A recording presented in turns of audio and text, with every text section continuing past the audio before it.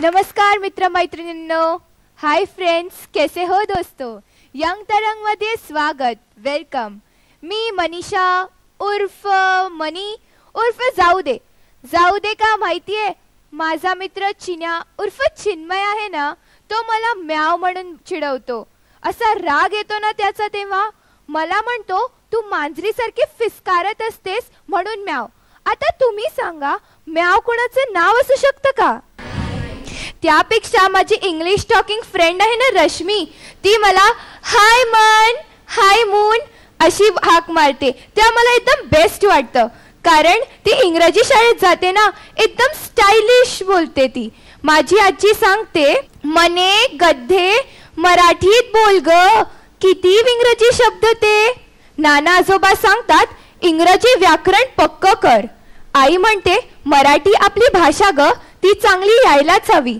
बाबा म्हणतात, इंग्रजी जगाची ज्ञानाची भाषा, तीही यायलाच हवी. माझा तर मॅड गोंधळ उडाला आहे. आपण मित्रमैत्रिणी शाळेमध्ये शॉर्ट फॉर्मची म्हणजे SMS ची भाषा वापरतो, ते आपले शिक्षक आपल्याला रागवतात. आता तुम्हीच सांगा काय करायचं आपण. एक आयडिया. माझे नाना आजोबा सांगतात की प्रश्न पडला की ताबडतोब न लाजता मोठ्यांकडे जाऊन ते प्रश्न विचारायचे. चला तर आज आपण आपल्या यंग तरंगच्या मोठ्या पाहुण्यांना विचारूया. नमस्कार, माझं नाव मिलिंद कोगजे आणि मी पत्रकार आहे.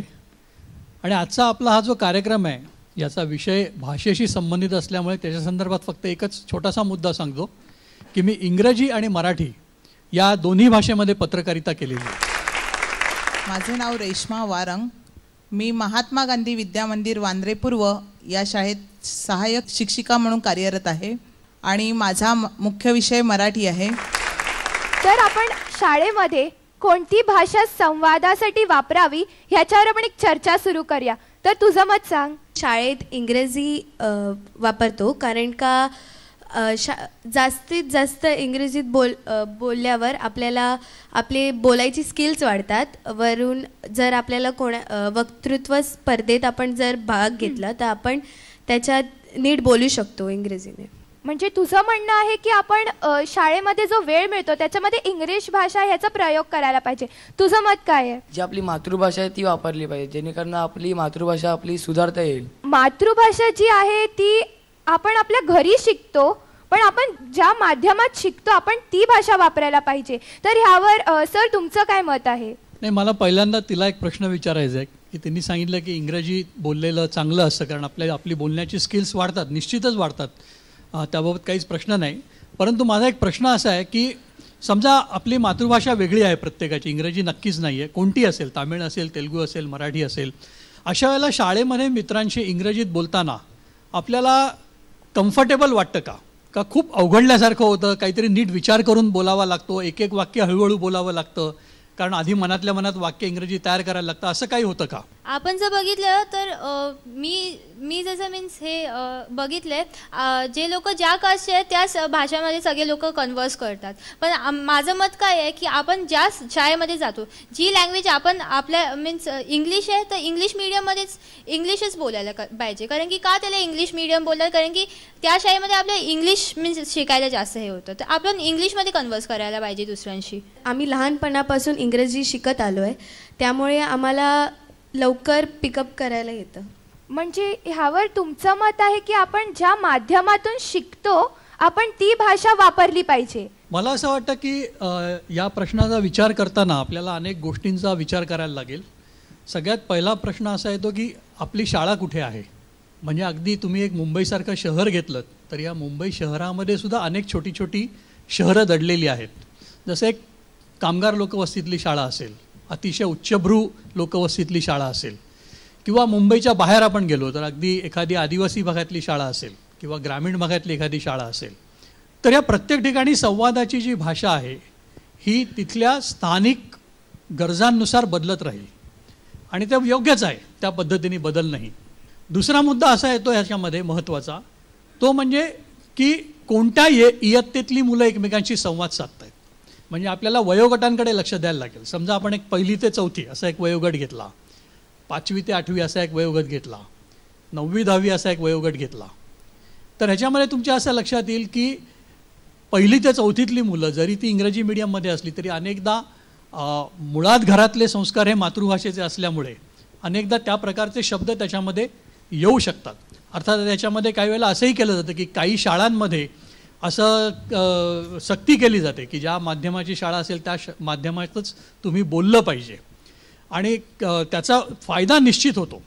परंतु या सगळ्या प्रश्नाकडे बघताना आपण एक फार महत्त्वाची गोष्ट लक्षात ठेवली पाहिजे आणि ती म्हणजे जी कोणती भाषा आपण संवादाची निवडू ती चांगल्या पद्धतीने आपण वापरणं. आता एक नवीन अशी फॅशन आली आहे म्हणण्याची की काही बोलायचं आणि कोणी म्हटलं की अरे तू चुकीचं बोलतोस किंवा त्याला समजलं ना, त्याला समजण्यापुरतं मी फक्त बोलतोय. तर हा जर का ॲटिट्यूड आपण ठेवला तर मग हळूहळू फक्त मी एकाच माणसाला समजण्यापुरतं बोलतोय का आणि माझं आयुष्यभर तसंच राहणार आहे का, तर नाही, मी अधिकाधिक लोकांशी पण संवाद साधणार आहे. तर त्यामुळे असाच त्याच्यामध्ये आपल्याला भाग घेऊन चालणार नाही की फक्त एका माणसाला कळलं मी काय बोलते, तुला कळलं तू काय बोलतेस, मला कळलं की प्रश्न मुटला, आपण कशी कोणतीही भाषा वापरूया. तर तसं न करता हळूहळू भाषेचा विकास हा चांगल्या पद्धतीने आपल्या मनामध्ये सुद्धा झाला पाहिजे असं मला वाटतं. मुंबईतल्या काही शाळा घेतल्या तर त्या शाळांमध्ये आपल्याला विविध आर्थिक स्तरातील किंवा विविध सामाजिक स्तरातील मुलं आलेली दिसून येतात. मग प्रत्येकाची बोलण्याची भाषा ही वेगळी असते आणि त्या भाषेचा प्रभाव मग शाळेतील संवाद भाषेवर होतो. म्हणजे प्रत्येक मूल ज्या आर्थिक स्तरातून किंवा ज्या सामाजिक स्तरातून आला आहे त्यानुसार तो ती भाषा बोलण्याचा प्रयत्न करतो.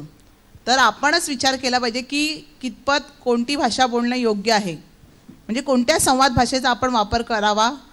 मला मुलांना प्रश्न विचारावासा वाटतो की आपली संवाद भाषा बिघडण्यामागचं महत्त्वाचं कारण काय असू शकतं.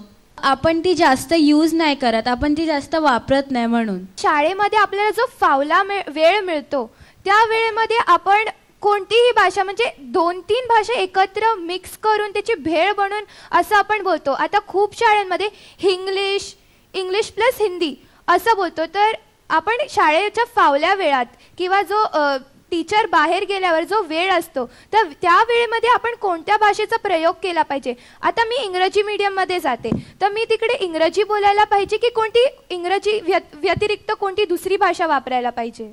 मला असं वाटतं की एका भाषेला जर का आपण चिकटून राहिलो तर इतर अनेक भाषांमधनं जे नवीन नवीन शब्द आपल्याला कळत असतात आणि ज्यातनं आपलं ओव्हरऑल एक आपलं व्यक्तिमत्व समृद्ध होत असतं हे कुठेतरी थांबतं.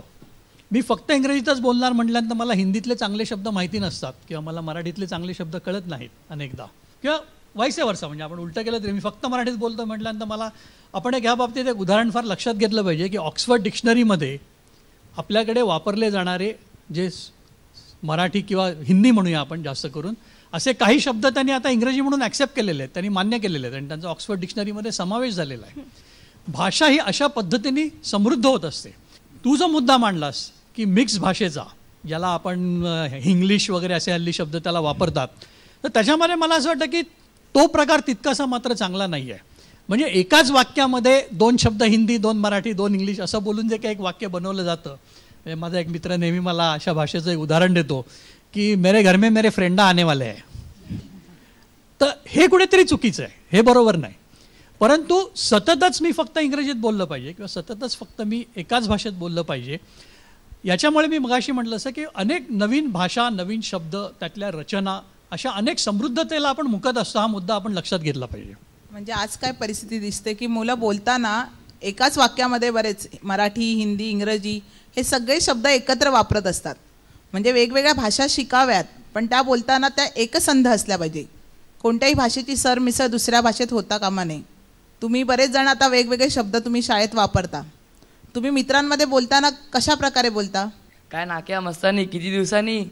काय रे फुकणीच्या, तर ते सोड चल. इंडिया मॅच हरली ना, त्याचं काय. काय नाही रे, सुरेश रैनाने फालतू बॉलिंग केली, धोनीला सांगून काढून टाकायला पाहिजे त्याला. बघ ना, वटकवायलाच पाहिजे, उगल्यात त्यांच्या अंगात. पण इंग्लंडले भारी खेळली रे. त्यातला तो बॉलर ब्रेटली भारी खेळला. अरे बंटा जबरदस्त खेळला. चल जाऊन दे, घरी जाऊन तर काय टाइमपासच करायचा आहे. चल येतो. चल मी पण येतो. हे हाय मानसी, व्हॉट्सअप काय करतेस. काय नाही, टाइमपास. तू डोरीमॉनचं काल सिरियल बघितलं, त्याच्यामध्ये माहिती आहे नोबिता रडत होता. मला माहिती आहे, समजलं ना. हां बघते रोज. तू तशी आहेस ना, खरंच ना. हां हां, थँक्यू. तू कोण आहे. मी सिजू. जियान. हट हा काही वेळ बोलू नकोस. जा रे तू. तू बघ नोबिता, डोरेमॉनची हररोज मदत घेत राहतेस. हा माझी मर्जी. तुझी मर्जी? तुझू का? माझी मर्जी. तुझी का? तू माझ्या पाठी कशाला चल जाते? जा वटक. अरे हा जो संवाद आपण ऐकला हा आपण पण आपल्या मित्रमैत्रिणींसोबत करतच असतो. आणि अजून एक गोष्ट नोटीस केली आहे ती म्हणजे सोशल नेटवर्किंग साईटवर जी आपण SMS ची शॉर्ट फॉर्म भाषा वापरतो ती आपण कधी कधी न लक्षात राहता आपण आपल्या पेपरमध्येही ती भाषा लिहितो. त्याच्यावर आपलं मत काय आहे सर? मी पत्रकारितेच्या विद्यार्थ्यांना शिकवतो युनिव्हर्सिटीमध्ये आणि मला पहिल्या दिवसापासून क्लास सुरू झाला की मुलांना सांगायला लागतं की अजिबात ही भाषा वापरू नका. आणि याचं कारण असे आहे की ही आपापसातल्या संवादाची एक भाषा आहे, परंतु ज्या ठिकाणी तुम्ही कोणत्याही प्रकारे ज्याला आपण फॉर्मल असं एक स्वरूप असतं भाषेचं त्याच्यामध्ये ती भाषा मान्य होणारी नाही आहे त्यातले सगळे शब्द. आणि त्यामुळे पेपरमध्ये लिहिताना मात्र आपण व्यवस्थित जे शिकलेलो आहोत ज्या पद्धतीने तशाच प्रकारची भाषा आपण वापरली पाहिजे आणि SMS ची भाषा वापरता कामा नये. कोणतीही भाषा शिकायची असेल तर 4 पायऱ्या आहेत: श्रवण, भाषण, वाचन आणि लेखन. म्हणजे तुम्ही जसं श्रवण करता म्हणजे ऐकता त्याप्रमाणे तुम्ही बोलण्याचा प्रयत्न करता किंवा त्याप्रमाणे वाचता लिहिता आणि मग त्याचा परिणाम तुमच्या अभ्यासावर होतो.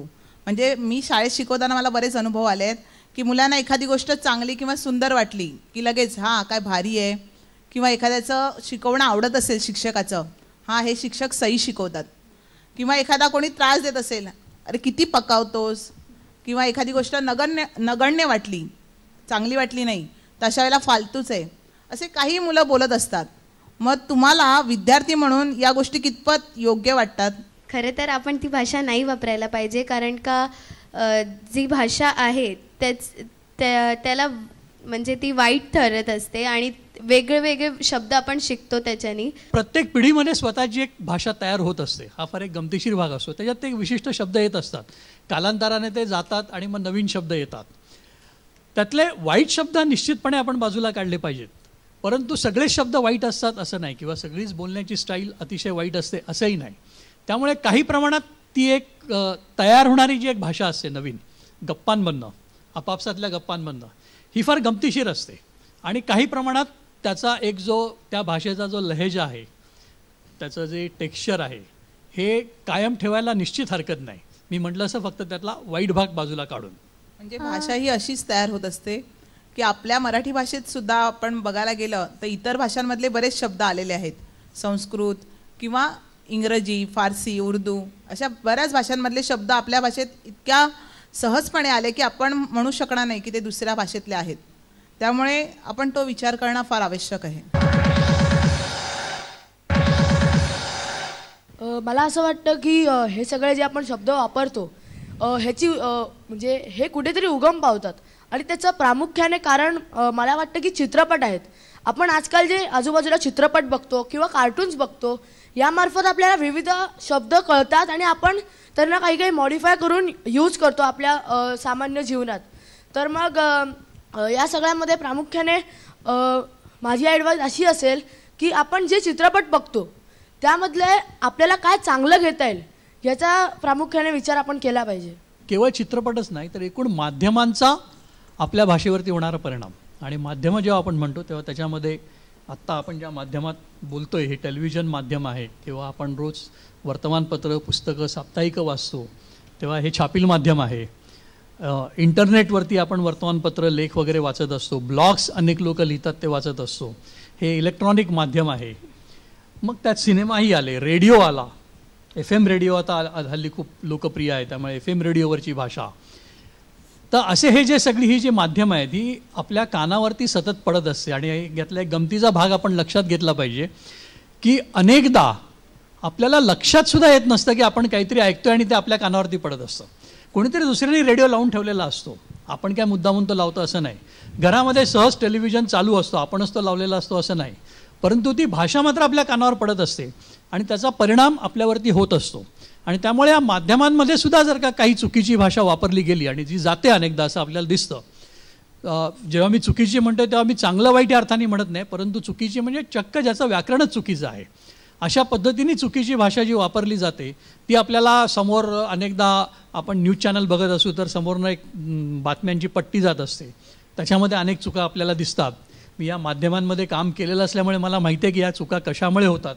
त्याचं कोणतंही समर्थन मी करत नाही, परंतु त्या होतात आणि त्या आपण बघत असतो आणि आपण त्या पुढे कॅरी करतो, कारण आपला माध्यमांवरती प्रचंड विश्वास असतो. हे आपण फार महत्त्वाचं लक्षात घेतलं पाहिजे. अरे अमुक अमुक पेपरनी म्हटलं आहे म्हणजे ते बरोबरच असणार, अमुक अमुक सिनेमात असं दाखवलं आहे म्हणजे तसं असणारच, किंवा अमुक अमुक एखाद्या टेलिव्हिजन प्रोग्राममध्ये नॅशनल जिओग्राफिकमध्ये असं दाखवलं आहे म्हणजे ते असं असणारच. हे आपल्या मनावरती खूप वर्ष ठसलेलं आहे आणि मग तोच प्रकार त्यातल्या भाषेचाही होत असतो. जसा प्रसारमाध्यमांचा मुलांच्या संवाद भाषेवर परिणाम होतो त्याचप्रमाणे बोलीभाषेचाही होतो. काहींच्या घरी मालवणी किंवा वराडी अशा वेगवेगळ्या बोली बोलल्या जातात आणि मग त्या बोलींचा वापर ते आपल्या शाळेतील जीवनामध्ये आपल्या मित्राशी बोलताना काही वेळेला करतात. पण बोलीभाषा आणि व्यवहार भाषा यात शुद्ध अशुद्ध असं काही नसतं. बोलीभाषा ही आपल्या घरापुरती आपण मर्यादित ठेवू शकतो, पण जेव्हा आपण व्यवहारात म्हणजे शाळेत येतो तेव्हा मात्र व्यवहार भाषा किंवा प्रमाण भाषेचा वापर करणं हे फार महत्त्वाचं आहे. माझा मित्र म्हणाला की जसं चित्रपटांद्वारे आपल्याला अशा भाषांचं ज्ञान होतं, पण चित्रपट निर्माण करण्यासाठी सुद्धा त्यांनी अशी भाषा कुठून तरी ऐकली असणार असं मला वाटते. कारण की मग असे आपल्या महाराष्ट्रात सुद्धा मराठी भाषांचे पण खूप, मॅडम बोलल्या तशा खूप वैविध्य आहे, जसं की मालवणी भाषा, बोली भाषा, तशा भाषांमुळे असा परिणाम होत असणार, म्हणजे नवीन भाषा तयार होत असणार. पण कुठेतरी आपण जेव्हा ही भाषा ऐकतो तर आपलं पण कुठेतरी करमणूक हा प्रकार होतच असतो. आता आपण डायलॉग्स ऐकतो, गाणी ऐकतो, त्याच्यामध्ये शुद्ध भाषा नसते, विविध भाषा मिक्स करून काहीतरी एक वेगळं, त्याला वेगळा टच म्हणून त्याच्यामध्ये वेगळे शब्द ॲड करतात, पण ते आपल्या करमणुकीसाठी. आता कोणती शुद्ध भाषा आपण न्यूज जरी ऐकली तरी पण त्याच्यामध्ये ती लोक काहीतरी वेगळे शब्द घालून त्याला मोर इंटरेस्टिंग आपण म्हणू शकतो करण्यासाठी वेगळी वेगळी भाषा वापरतात. तर असं का होतं? मी मगाशी म्हटलं तसं की मुख्यतः माध्यमांचं काम काय आहे तर त्यांच्याकडे लक्ष वेधून घेणं हे आहे.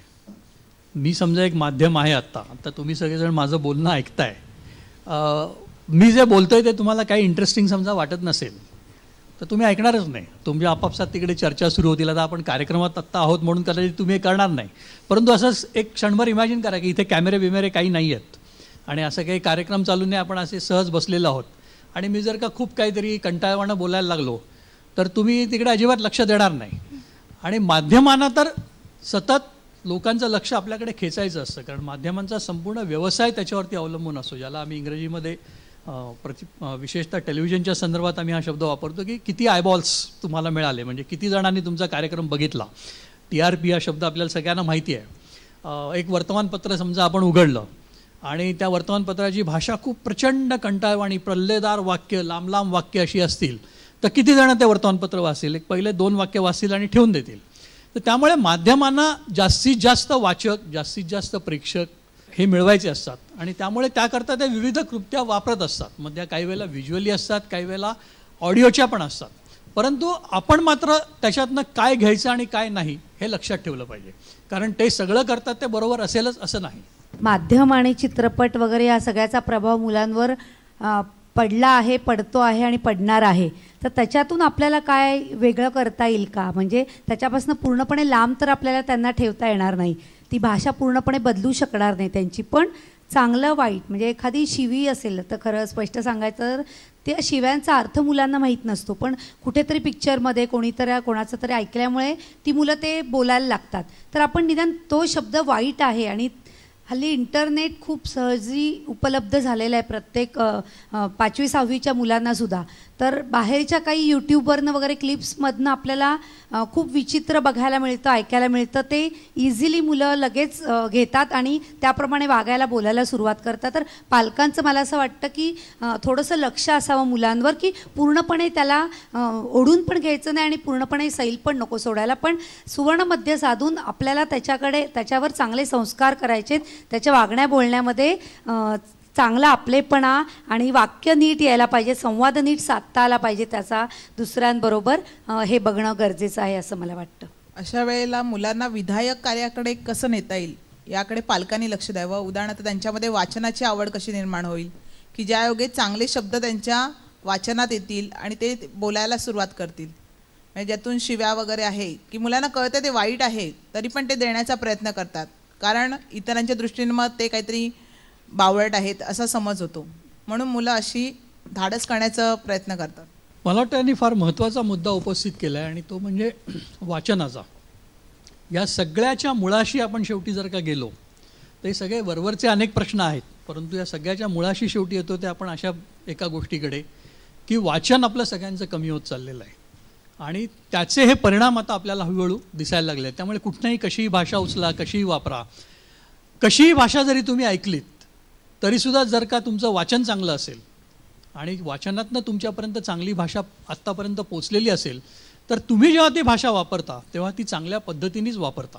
मी 2 उदाहरणं इथे मुद्दामून देऊ इच्छितो. मगाशी ज्यांचा मी ओझरता उल्लेख केला होता, पण आता उदाहरणांनी मी इथे सांगू इच्छितो की अशी आपण जी काही विचित्र भाषा अनेकदा वापरतो, या सगळ्याचा परिणाम जो आत्ता आम्हाला होताना दिसतो तो असा दिसतोय की माझ्याकडे जे पेपर तपासायला येतात पत्रकारितेचे, आता पत्रकारिता म्हटल्यानंतर तुमच्या सगळ्यांच्या लक्षात येईल की त्या व्यवसायाचं मुख्य अंग हेच मुळे लिखाण आहे, म्हणजे तुम्हाला चांगलं लिहिता आलं पाहिजे. तर अशा व्यवसायात सुद्धा एकही चांगलं धड मराठी किंवा इंग्रजी वाक्य न लिहिता येणारे पेपर्स माझ्याकडे तपासायला येतात. म्हणजे आपण असं म्हणूया की बा ठीक आहे इंग्रजी येत नाही, मराठी येत आहे का, तर मराठी येत नाही. बरं समजा मराठी नाही येते, हरकत नाही, घरामध्ये मातृभाषा म्हणून फक्त बोलायची माहिती आहे पण कसं लिहायचं माहीत नाही, पण मग इंग्रजी चांगलं आहे का, तर इंग्रजी चांगलं नाही आहे. आणि याचं कारण असं आहे की चांगलं इंग्रजी वाचलेलं नाही, चांगलं मराठी वाचलेलं नाही. त्यामुळे वाचन हा फार महत्त्वाचा भाग आहे. आपण वाचलं पाहिजे आणि त्याचसोबत आपण लेखन लिहिलं पण पाहिजे, कारण परीक्षेत आपण कधी नव्हे ते चुकून काहीतरी लिहितो स्वतःच्या शब्दात आणि म्हणून ते शब्द येतात जे आपण नेहमी वापरतो आणि अशुद्ध शब्द येतात. म्हणून आपण नेहमी लिहिलं पाहिजे आणि आपल्या आईवडिलांकडून जाणून घेतलं पाहिजे की हे नक्की शुद्ध आहे की नाही. संवाद भाषा सुधारण्यासाठी वाचन त्याचप्रमाणे लेखन हेही सुद्धा महत्त्वाचं आहे. पण जसं मगाशी आपण म्हणालो की प्रसारमाध्यमं याला काही एका अंशी दोषी आहेत, पण ते चुकीचं आहे. त्या प्रसारमाध्यमांचा आपण चांगला वापरही करू शकतो. उदाहरणार्थ काही शैक्षणिक कार्यक्रम असतात किंवा काही बातम्या असतात, त्या बातम्या तुम्ही ऐका, त्याचा म्हणजे तुम्हाला तुमची संवाद भाषा सुधारण्यासाठी नक्कीच उपयोग होईल. जे जे चांगले शैक्षणिक कार्यक्रम आहेत, जे चांगले चॅनल्स आहेत डिस्कवरी वगैरे, ते पहा, त्यातून तुमच्या ज्ञानात भर पडेल, आपोआप तुमचा शब्दसंग्रह वाढेल आणि तुमची भाषा सुधारण्यास मदत होईल. मी एक शिक्षिका आहे आणि शिक्षक हाच उद्याची पिढी घडवत असतो असं मला वाटतं. आणि आजचा विषय आहे शाळेतील संवाद भाषा. संवाद भाषा नुसती नाही तर शाळेतील संवाद भाषा, मग ती कुठलीही असो. जर तुम्ही इंग्रजी शाळेत जाता तर इंग्रजीची तुमची संवाद भाषा आहे, इंग्रजी भाषा उत्तम बोला. मराठी शाळेत जाता तर तुम्ही मराठी भाषा उत्तम बोला. मातृभाषा जसं मराठी, तामिळ, कुठलीही मातृभाषा असे, मातृभाषा ही तुम्ही घरातच शिकता. कुठलाही इंग्रजी हे तुम्ही लहानपणापासून नाही शिकत. तुम्ही जेव्हा बोलायला शिकलात लहानपणी तर पहिला शब्द आई शिकलात. घरात जी भाषा बोलली जाते तेच लहान मूल पहिलं बोलतं. तर आता मी माझ्या शाळेत आहे तर माझ्या शाळेतली मुलं इंग्रजीच्या कुठल्याही कॉम्पिटिशनला जातात, बक्षीस घेऊन येतात. मराठीच्या कुठल्याही कॉम्पिटिशनला जातात, बक्षीस घेऊन येतात. हिंदीच्या कुठल्याही कॉम्पिटिशनला जातात, बक्षीस घेऊन येतात. मला अभिमान आहे माझ्या शाळेचा. का तर त्यातले शिक्षक जेव्हा हिंदी शिक्षक शिकवतात तर संपूर्ण हिंदीत बोलतात. भले त्यांचं इंग्रजी चांगलं असो पण वर्गात गेल्यावर ते हिंदीतच बोलतात. आमच्या शाळेमध्ये एखादा दुसरा मुलगा मेरे को तेरे को ही भाषा बोलत असेल. शुद्ध हिंदी, शुद्ध मराठी आणि शुद्ध इंग्रजी.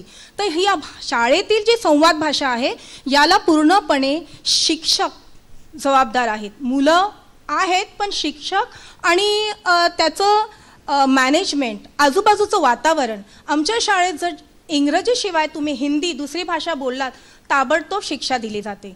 तुम्ही इंग्रजी शाळेत आहात तर इंग्रजी उत्तम बोला ना. जेव्हा हिंदीचा पिरियड असो चुकून जरी इंग्रजी शब्द आला की त्याला शिक्षा दिली जाते. शिक्षा कुठली तर मराठी पिरियडमध्ये हिंदी बोललात तर हिंदी पॅरेग्राफ मराठीत अनुवादित करा.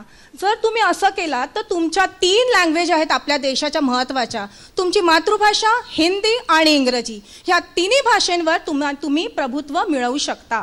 आजच्या पिढीबद्दल आपल्याला काय वाटते आणि या विषयावर तुम्ही त्यांना काय संदेश देऊ इच्छिता? वाचन हे फार महत्त्वाचं आहे आणि ते आपल्याकडे लुप्त होत चाललं आहे. त्याला खूप महत्त्व देण्याची गरज आहे. ज्याच्यामध्ये केवळ वाचन म्हणजे आपल्या शाळेतली पुस्तकं नाहीत, तर शाळा बाह्य पुस्तकं, प्रत्येक घरामध्ये एक छोटीशी लायब्ररी असणं, किंवा आपण महिन्याला इतर अनेक सगळे खर्च करत असतो. पटकन म्हटलं तर आपण कपडे घेतो, इतर काही गोष्टी करतो, परंतु महिन्याला आपण एक पुस्तक विकत घेतो का 100 रुपयाचं तरी? हा प्रश्न आपल्याला प्रत्येक कुटुंबाने आपल्याला विचारायला पाहिजे. मी तुमच्यावरती त्याची सगळी जबाबदारी टाकत नाही आहे. आणि दुसरा महत्त्वाचा मुद्दा जो मगाशी तिने मांडला की तो म्हणजे खरोखरच की एक लिखाणाची चांगली सवय असणं. कारण शेवटी जे आपण लिहितो, जी स्वतःला सवय लावून घेतो लिहिण्याची, तेच आपल्या तोंडातनंही बाहेर पडत असते ती भाषा, तीच आपली भाषा असते. आणि त्यामुळे लिखाणाची सवय करणं, कारण मी मगाशी जे म्हटलं की एक उदाहरण मी तुम्हाला आणखीन देईन, ते म्हणजे माझ्याकडे एक पेपर तपासायला आला होता, तो इंग्रजीत लिहिलेला होता. आणि परत तेच सांगतो की जर्नलिझमचा पेपर, त्या संपूर्ण पेपरमध्ये एकही विरामचिन्हच नव्हतं, कोणताही पंक्च्युएशन मार्क नव्हता, फुलस्टॉप नाही, कॉमा नाही, क्वेश्चन मार्क नाही. लिहायला सुरुवात केलेली ते शेवटच्या पानापर्यंत फक्त लिहून काढलेला पेपर. आणि म्हणजे वाक्य तर काय लिहिली होती, त्याच्यातनं काय म्हणायचं होतं वगैरे याच्यात तर मी जातच नाही, कारण तो खूपच गहन विषय आहे. परंतु एक किमान वाक्य संपल्यानंतर आपण एक फुलस्टॉप देतो, मध्ये जिथे गरज भासेल त्याप्रमाणे आपण कॉमा टाकतो, कोटेशन मार्क देतो, क्वेश्चन मार्क देतो, यातलं काहीही त्या पेपरमध्ये नव्हतं. तो पेपर बघितल्यानंतर मला खरंच असं वाटलं की ती मगाशी म्हणली ते खूप महत्त्वाचं आहे की लिखाणाची सुद्धा आपल्याला आता सवय करून घेतली पाहिजे. आणि मे बी कदाचित आपण असंच, मी मगाशी म्हटलं असं की गुगलवरनं उचला, अमुक करा, तमुक करा, कॉपी पेस्ट करा, याच्यामध्ये आपल्या सगळ्या सवयीच निघून जात आहेत. ब्रेक जाम भूक लागली आहे, पळा खाऊन या, पण इकडे तिकडे जाऊ नका, हलू नका, डुलू नका, पाहत रहा यंग तरंग.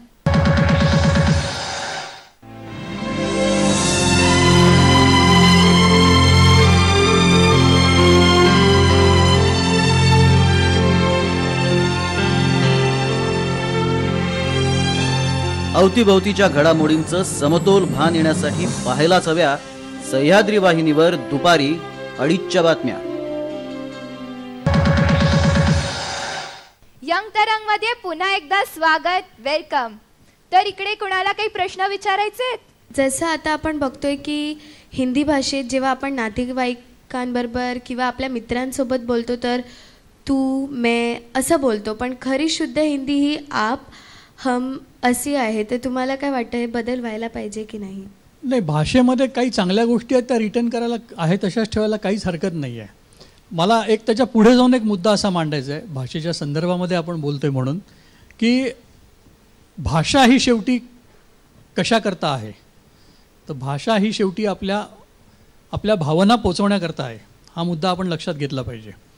आणि त्यामुळे मी जेव्हा काही बोलतो कोणाशी, त्यावेळेला माझ्या मनातल्या ज्या भावना आहेत तर त्या मी योग्यरित्या भाषेच्या वापरातनं पोचवू शकतोय की नाही याच्याकडेही आपण लक्ष दिलं पाहिजे.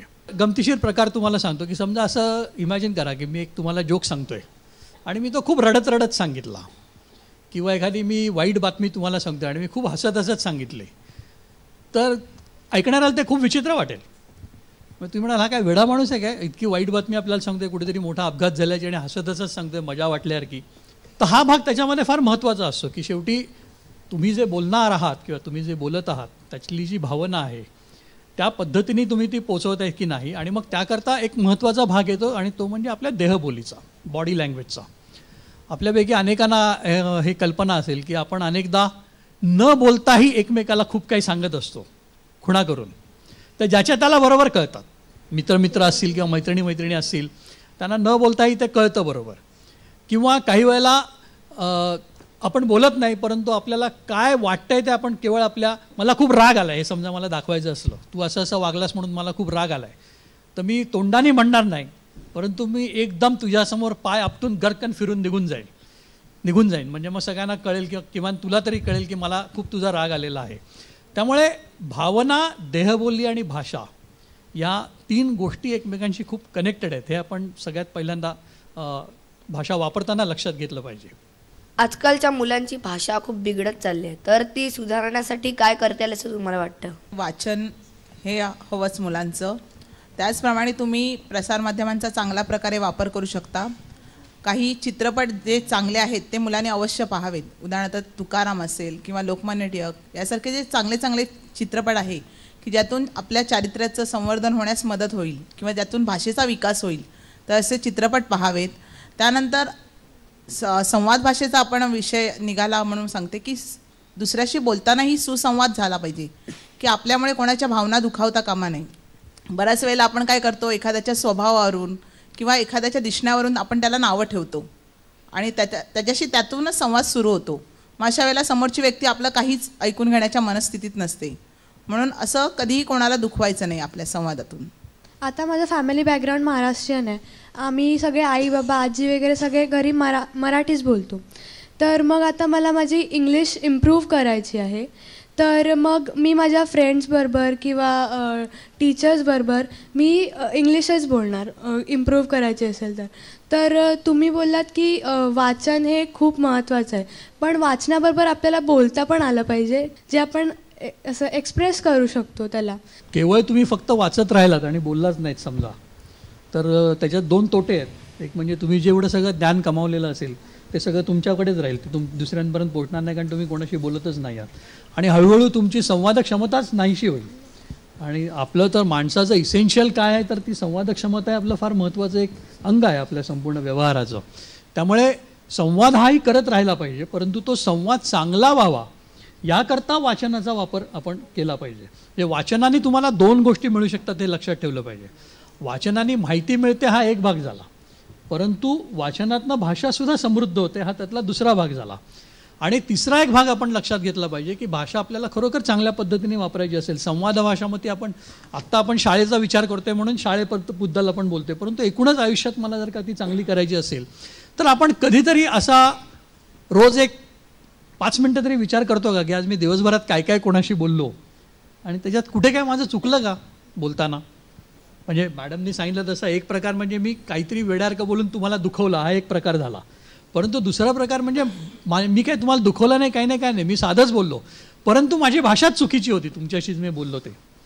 असा विचार आपण करतो का? तर मला असं वाटतं की अगदी सगळे काय दिवसभरातले सकाळपासूनचे रात्रीपर्यंतचे सगळे संवाद आपल्याला सगळ्यांशी साधलेले आठवतील असं नाही, परंतु समजा एक कुठे संध्याकाळी वेळ मिळाला, सगळं काम आपलं संपल्यानंतर एक 5 मिनटं समजा आपण विचार केला की आज मी कोणाकोणाशी काय काय बोललो आणि त्याच्यामध्ये कुठे माझं काही चुकलं का. हळूहळू आपल्या त्या चुका लक्षात यायला लागतील आपल्याला. पहिल्या दिवशी येणार नाही लगेच, पहिल्या दिवशी वाटेल मी बरोबरच आहे, काहीच चुकलं नाही माझं. कदाचित कोणाच्या बाबतीत 8 दिवस लागतील, कोणाला महिनाभर लागेल. हळूहळू तुम्हाला लक्षात येईल की हां आज हे बोलता नाही माझं चुकलं कुठेतरी, हा शब्द मी वापरायला नको होता, हा शब्द तिथे बरोबर फिट बसत नाही आहे. मग त्याला दुसरा शब्द कोणता आहे, मग तिथे मी जे तुम्हाला मगाशी जो एक्झरसाईज सांगितला की एकेका शब्दाच्या अनेक छटा असतात आणि त्या छटा माहिती नसताना त्यांच्या छटांचे अर्थ माहिती नसताना आपण अनेकदा शब्द दडपून वापरत असतो. कारण आपल्यालाही आपण जनरली विचार करतो की याचा साधारण अर्थ असाच असणार, तेव्हा वापरून टाकूया म्हणून.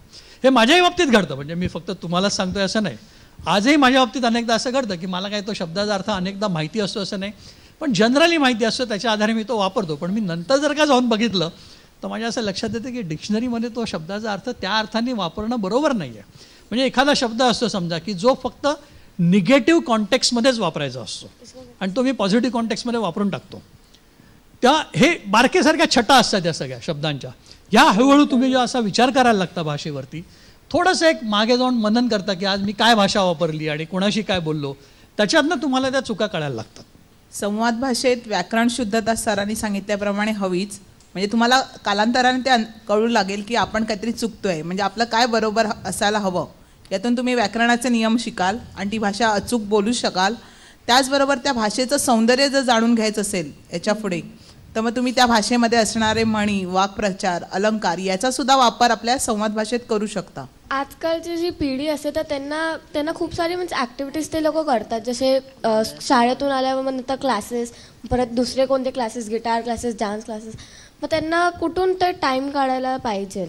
माझं म्हणणं असं आहे की आपण शाळेचा काळ विसरून जाऊया. सुट्टी तर आहे आपल्याकडे, 2 मोठ्या सुट्ट्या असतात, कदाचित काही शाळांना नाताळची पण तिसरी छोटी सुट्टी असते.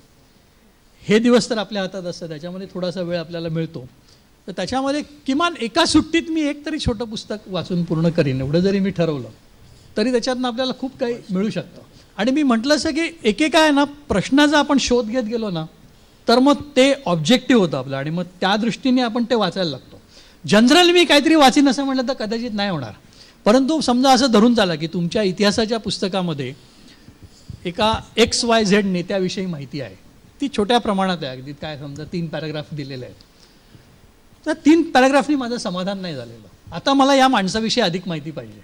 असं जर का मी ठरवलं तर मग त्या माणसावरचं एकतरी किमान पुस्तक मी वाचेन. माझा हेच विचार आहे की आम्हाला परिस्थिती बघून आपल्या भाषाची सुरुवात करण्यासाठी प्रयत्न करायचे आहे. म्हणजे जसे आपले देशाचे पंतप्रधान नरेंद्र मोदी तो संपूर्ण भारतात हिंदीचा प्रयोग केले, पण जर ते UNOमध्ये गेले तर त्याने इंग्रजीचा प्रयोग केला. त्यामुळे आपल्याला परिस्थिती बघून भाषाचा प्रयोग करण्यासाठी हवे आहे. जसं त्याने सांगितलं की नरेंद्र मोदी जेव्हा UN गेलेले तेव्हा त्यांनी हिंदी भाषेचा प्रयोग केला. म्हणजे ज्या परिस्थितीनुसार त्यांनी वागायला हवं इंग्लिश पण त्यांनी आपल्या भारताचा मान राखून हिंदी भाषेमध्ये बोलले आणि सगळ्यांनी ट्रान्सलेटरने ऐकलं आणि त्यांनी आपल्या भाषेचा मान राखला. एवढंच म्हणायचं. व्हॉट्सअप, हाईक, फेसबुक अशा प्रकारचे वेगवेगळे ॲप्स आले आहेत आणि त्याच्यामुळे मग माणसाचा माणसाशी संवाद होत नाही. मग याचे फायदे व तोटे कोणते? कुठच्याही तंत्रज्ञानाकडे आपण 2 पद्धतीने बघितलं पाहिजे. त्या अगदी कंडेमही करून उपयोग नसतो. याचं कारण त्याचे निश्चितच काही फायदे असतात. जसं फेसबुकचा उल्लेख आत्ता केला किंवा व्हॉट्सॲपचा उल्लेख केला किंवा इतरही अनेक अशा पद्धतीच्या काही सोशल साईट्स आहेत, ट्विटर आहे, याच्यामध्ये आपण एक महत्त्वाचा भाग लक्षात ठेवला पाहिजे की ही सगळी माध्यमं तुम्हाला अधिकाधिक लोकशाहीकडे घेऊन जातात. उदाहरणार्थ तुमच्यापैकी कोणालाही आज तुमचं काही मत मांडायचं असेल तर एक व्यासपीठ उपलब्ध आहे फेसबुकच्या स्वरूपात किंवा ब्लॉगच्या स्वरूपात किंवा ट्विटरच्या स्वरूपात, जे पूर्वी नव्हतं. वर्तमानपत्रामध्ये जर का आपण बघितलं तर वर्तमानपत्रांमध्ये वाचकांची पत्रं छापून येतात. ती किती छापून येतात? 3 ते 4 पत्र किंवा 7-8 पत्र जास्तीत जास्त छापून येतात. ज्यावेळेला 8 पत्र छापून येतात तेव्हा 800 पत्र वर्तमानपत्राकडे आलेली असतात रोज, आणि त्यातली उरलेली पत्र ही नाकारून फक्त 8 पत्र सिलेक्ट करून छापली जातात. एक साधारण आपण अंदाज बघितला तर म्हणजे ज्यांची पत्र नाकारली गेली, जी छापली गेली नाहीत, त्यांना पूर्वी व्यक्त होण्याचं काही साधनच नव्हतं. त्याच फेसबुक किंवा ट्विटरने दिलं की ठीक आहे तुम्ही माझं पत्र छापू नका, मी फेसबुकवरती माझ्या अकाउंटवरती मी एक पोस्ट टाकतो आणि मग त्याला लोक उत्तरं देतील. आणि ह्याच्यातनं एक चांगले ब्लॉग्स काही लोकांनी लिहिले, त्या ब्लॉग्सच्या न्यूज साईट्स झालेल्या आहेत. अशी जगामध्ये चांगली उदाहरणं आहेत. हा त्याचा पॉझिटिव्ह भाग झाला. परंतु मग तू जे म्हणलास तसं की निगेटिव्ह भाग म्हणजे ह्या सगळ्याच्या पलीकडे जाऊन शेवटी पर्सनल संवाद, बोलणं प्रत्यक्षात, हेही फार महत्त्वाचं असतं. आणि नाहीतर मग काय होतं की सततच जर का मी फक्त फेसबुक ट्विटरवरती राहिलो आणि सगळ्यांशी फक्त त्याच भाषेतनं मी व्यक्त होत राहिलो आणि माझा प्रत्यक्षातला संवाद जर का संपला तर एक भयंकर कठीण परिस्थिती ओढवू शकते. कारण हळूहळू मला जगात जगायचं कसं हेच कळणार नाही. सायबर विश्वामध्ये एक संवाद साधणं ही गोष्ट वेगळी, प्रत्यक्ष जगण्यामध्ये एक संवाद साधणं ही गोष्ट वेगळी. आणि आपण शेवटी इतके वर्ष या पद्धतीने प्रत्यक्ष जगण्यात संवाद साधत आलेलो आहोत आणि त्यालाही खूप महत्त्व आहे. नाहीतर मग एक जो पूर्वी अलीकडे एक व्यंगचित्र अनेक ठिकाणी छापून आलेलं होतं की खालच्या मजल्यावरनं फेसबुकवरनं आई मुलाला फर्स्ट फ्लोअरवरती, त्याच्या बेडरूममध्ये आहे, फेसबुकवर मेसेज टाकते की काय 8 दिवस झाला तू खाली आलेला नाही आहेस, आपण एकत्र जेवलेले नाही आहे, तेव्हा थोडासा वेळ काढ, 10 मिनिटांनी जरा खाली येऊन जा. ही परिस्थिती चांगली नाही. या दोन्हीकडे आपण या बॅलन्सनी बघितलं पाहिजे. हा सगळ्यात महत्त्वाचा भाग आहे. संवादाची गरज काय आहे? कारण प्रत्येकाला व्यक्त व्हावं असं वाटत असतं, आपल्याला प्रत्येकाला बोलावं असं वाटत असतं. माझ्या मनात जे काही आहे किंवा मी जे काही ज्ञान मिळवलेलं आहे, जे काय थोडंफार असेल, तू शाळेत बोलतोस की नाही, मग तुला का बोलावं असं वाटतं? समजा नाही बोललं, एक दिवसभर मौन पाळून बघ, नाही बोलायचं तर काय होईल? राहू शकता येईल आपल्याला? नाही. थोडासा प्रयत्न केला तर एखाद दिवस जमेल, त्याच्या पलीकडे नाही. मी समजा सांगितलं की अजिबात नाही, आता आठवडाभर नाही बोलायचं, जमणंच शक्य नाही. संवाद साधल्याने कोणत्या गोष्टी साध्य होतात? माहितीचं आदान प्रदान, भावनांचं आदान प्रदान, एक आनंद असतो. संवाद साधण्यामध्येच एक आनंद असतो. फेसबुक आणि ट्विटरचा एवढा वापर वाढलाय की कोणी बोलायला बघतच नाही, सगळं टेक्स्ट करून किंवा मेसेज करून बोलत असतात जास्तीत जास्त. आणि जे लांबचे रिलेटिव्स असतात त्यांच्यासोबत ते तसेच बोलतात, कोणी फोन वगैरे नाही करत, वेळ नसतं कोणाला. आपण बॅलन्स राखायचा असतो. एखाद्या गोष्टीला आपण किती वाहून घ्यायचं हे आपण ठरवायचं असतं. याचं कारण असं आहे की दोन्ही त्याचे चांगले फायदे पण आहेत काही आणि काही तोटे पण आहेत. त्यामुळे तोट्याचा भाग बाजूला कसा काढायचा आणि त्याच्यातनं आपल्याला अगदी आपण साध्या गोष्ट करू शकतो की दिवसभरात माझा एक मित्र आहे, मी त्याचं तुम्हाला खास इथं उदाहरण देतो. माझा एक मित्र आहे, तो अगदी आंतरराष्ट्रीय स्तरावरती काम करत असतो. त्यांनी स्वतःकरता एक नियम केलेला आहे, तो जगात जिथे कुठे असेल तिथे संध्याकाळी 6 ते 8 तो कोणताही फोन घेत नाही. तो म्हणतो हा माझा क्वालिटी टाईम आहे, मी माझं वाचन करीन, मी माझ्या फॅमिलीबरोबर वेळ घालवीन, मी काय वाटेल ते करीन, नुसता विचार करत बसीन. पण मी या 2 तासात मी असं जगात कोणतंही म्हणलं काम अडलेलं नाही की अगदी 6 ते 8 मी फोन घेतलाच पाहिजे. त्यामुळे माझ्यापुरतं मी ठरवलं की मी 2 तास नाही फोन घेणार. मग हे 2 तासाचे 3 तास होऊ शकतात. हा, या मर्यादा आपल्याला घालून घ्यायला लागतात. आणि संवाद म्हणजे नुसतं बोलणं नाही, तर जेव्हा आपण एखाद्याशी संवाद साधत असतो म्हणजे फेसबुक, व्हॉट्सॲप, हे आज मागे पडायला हवं. खरं आपण एकमेकांशी समोर येऊन संवाद साधला पाहिजे. त्यामुळे आपल्याला एकमेकांच्या चेहऱ्यावरचे हावभाव, त्याच्या भावना आपल्यापर्यंत पोचतात त्याच्या संवादातून. हे व्हॉट्सॲप आणि ह्याच्यामुळे नाही होऊ शकत. सर, आपण मगाशी या दोघांचा संवाद बघितला. अशा संवादामुळे आपल्या लेखनात ज्या चुका होतात त्याबद्दल तुमचं काय मत आहे? नाही, मी त्याबद्दल मगाशीच सांगितलं की संवाद आपण ज्या पद्धतीने करतो त्याचा आपल्या लेखनावर परिणाम होता कामा नये याची निश्चित काळजी घ्यायला पाहिजे. कारण शेवटी लेखनाची भाषा ही वेगळी असते, बोलीभाषा ही थोडीशी वेगळी असते. आणि बोलताना तर आपण काय समजा वाटेल ते बोलत, मी उद्या समजा 4 शिव्या घालून बोलत असलो, ते बरोबर की चूक हा आपण मुद्दा आता क्षणभर बाजूला ठेवू, परंतु त्या मी लिखाणात तर निश्चितच आणता कामा नयेत.